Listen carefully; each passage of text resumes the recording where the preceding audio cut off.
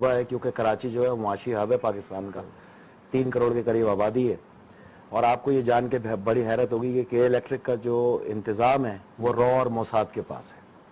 क्या कह रहे हैं? हाँ, मैं आपको सही कह रहा हूँ, हकीकत कह रहा हूँ। और ये एक बाकायदा मनसूबा बंदी के तहत इसका निज़ाम हाईजैक किया गया अरब्स को बीच में डाल के।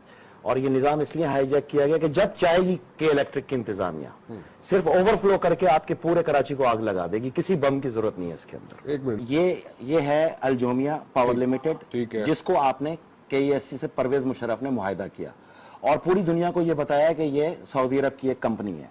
ये अल्जोमिया हाउसिंग प्राइवेट लिमिटेड, ये इसकी एक शाख है। इसको अंडर लॉ सऊदी अरब के अंदर रजिस्ट्रेशन दिखाई है, लेकिन इसकी जो एक्चुअल रजिस्ट्रेशन जो उन्होंने खुद मुआहिदे में बताई है वो ये है, ये कैमन आइलैंड के अंदर। ये भी एक तस्वुराती खाका निकलेगा क्योंकि 3 महीने से हम इसको कैमन आइलैंड के अंदर तलाश कर रहे हैं और रजिस्ट्रेशन में कहीं पर भी हमें अल्जोमिया लिमिटेड की जो है वो रजिस्ट्रेशन नजर नहीं आई। हाँ, लेकिन इसके जो फाइनेंसर थे वो है डैनम इन्वेस्टमेंट प्राइवेट लिमिटेड, ये है। और ये भी कैमन आइलैंड की रजिस्ट्रेशन है। बेसिकली ये जूइश कंपनी है, इसके तमाम शेयर जूइश के पास हैं और ये जूइश के पैसे के ऊपर एक तस्वुराती खाका लाया गया अल्जोमिया लिमिटेड ग्रुप का। अल्जोमिया ने एक तस्वुराती खाका बनाया जिसका नाम है अल अबराज ग्रुप। अल अबराज ग्रुप की कोई ऐसी प्रोफाइल नहीं है कि वो कहीं काम करती हुई नजर आई हो। ये पूरी दुनिया से रॉ और मोसाद के एजेंटों को इसके अंदर जमा किया गया। और ये आपको जान के बड़ी हैरत होगी, जो कहते हैं कि सिर्फ इसका नकवी मालिक है, नकवी मालिक नहीं है। इसके अंदर ये तमाम मालिकान की मैं प्रोफाइल लेके आया हूं जो इन्हीं की वेबसाइट के अंदर है। इसके अंदर यहूदी और इंडियन नेशनल जो हैं वो इस ग्रुप के अंदर हैं और इस ग्रुप की वजह से वो पाकिस्तान में इजी ट्रैवलिंग करते हैं। आपके शहर की एक एक चीज रॉ जो है, जो कि जिसको रिसर्च एंड एनालिसिस विंग कहा जाता है इंडिया का, वो पाकिस्तान से जमा कर चुके कि किस गली के अंदर कितने मकान हैं, कितने इंजीनियर हैं, कितने डॉक्टर हैं, कितनी इंडस्ट्री है। ये मैंने आपको पूरा इसका प्रोफाइल पेश कर दिया। इसमें चंद पाकिस्तानी भी हैं और अल अबराज जो है ये खाका है, तस्वुराती खाका है। और आप चीजें, अब मैं आपको एक बात क्लियर, फैसल आप भी ये बात लिख लें, पाकिस्तान में कोई बैरूनी इमदाद नहीं आती। जिस तरह दाश को वहीं की ऑयल रिफाइनरी पे कब्जा करा के और पैदागिरी का अड्डा दिया गया है, इसी तरह यहाँ पे के इलेक्ट्रिक दिया गया है। आप मुझे बताएं, 800 अरब रुपए का कॉपर मौजूद नहीं है, इनके गोदाम में भी मौजूद नहीं है, तो 800 अरब रुपए का कॉपर बिका तो है ना, वो 800 अरब रुपए किधर है? के इलेक्ट्रिक से पकड़ के कोई पूछने को तैयार है? पाकिस्तान में कोई पूछने के लिए तैयार नहीं। उसकी वजह यह है कि के इलेक्ट्रिक सबसे बड़ा दहशतगर्दों का यहां पर फाइनेंसर है। आप मेरी बात पे यकीन करें, उसके आधे से ज्यादा डायरेक्टर इंडिया से ताल्लुक रखते हैं। 30% डायरेक्टर जो है उसके इसराइली है। इस पे आपके साथ डिटेल में मैं इसे साल से कराची कॉपर वायरिंग के साथ चला करता था। KESC कॉपर का जो रेट है 1190 रुपए किलो और ये जो एल्युमिनियम रेट है ये 390 या 395 रुपए पर केजी है। पूरे कराची से जो कि 1200 किलोमीटर के एरिया के अंदर मोहित है ये तार, वो कॉपर को रिमूव किया गया और उसके अंदर जो है एल्युमिनियम के कॉपर वायर डाल दिए गए। वो सारा कॉपर पाकिस्तान से स्मगल किया गया, चोरी की गई। 16 अरब रुपए में के इलेक्ट्रिक ने ये इदारा खरीदा। 2009 में कायम अली शाह ने 13 अरब रुपए उनको वापस किए कि आप इसको बेहतरीन बनाएं, इसको जदीद बनाएं।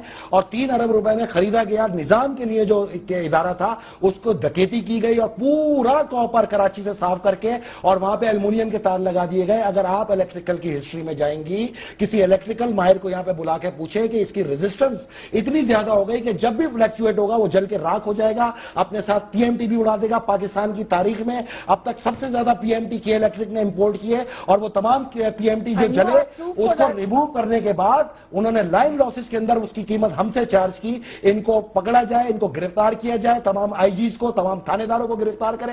इस चोरी के अंदर बाकायदा मुलविस है, मिनिस्टर को भी, ऑफ कोर्स दोनों, राइट, मुशर्रफ दौर का भी और इस दौर का भी। आपके पास इसका बिल्कुल, मैं आपको सारे सबूत दूंगा और मैं आपको बताऊं कि इस पे केस सुप्रीम कोर्ट में ऑलरेडी पेंडिंग में, नैब में पेंडिंग के अंदर है। मैं आपको कहेगा कि 7,500 करोड़ का तांबा 15,000 करोड़ में आपको खरीदना पड़ेगा। इस वक्त तांबे की जो इस वक्त इंटरनेशनल मार्केट है, आप लाके उसको तारों के अंदर मैनिपुलेट करें और फिर लगाएं, आपको अंदाजा होगा कि कितना बड़ा एसेट चला गया और आप लोग देखते रह गए।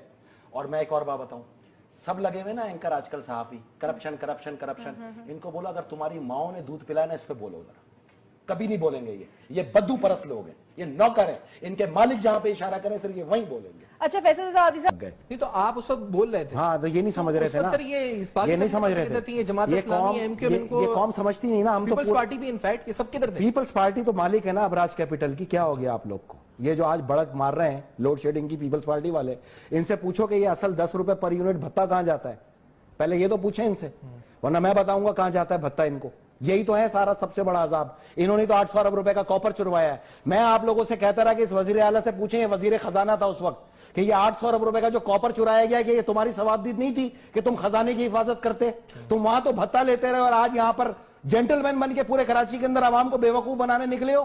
اب میں آپ سے یہ بول رہا ہوں کہ یہ تو ہو گیا, تو میرے بھائی یہ جو 17,818 کروڑ روپے میں اس نے شیئر بیچے, ابراج کیپٹل نے کس حیثیت میں بیچے ہیں؟ معاہدہ تو ختم ہو چکا, یہ تو واپس قومیہ لیا, پھر آٹومیٹک یہ پاکستان کی ملکیت ہو گیا, تو اسٹیٹ بیچے نا. اگر یہی پیسہ آپ نکال لیں تو آپ کا کتنا قرضہ اترتا ہے پاکستان کا؟ میں یہ بتانا چاہ رہا ہوں کہ ابراج کیپٹل تو مالک ہی نہیں ہے, اور اس کے اوپر ایک کیس ہے خود کورٹ کے اندر, شیروانی انٹرپرائزز ورسز کے الیکٹرک, اور اس کے اوپر پرسو نہیں کیا جا رہا.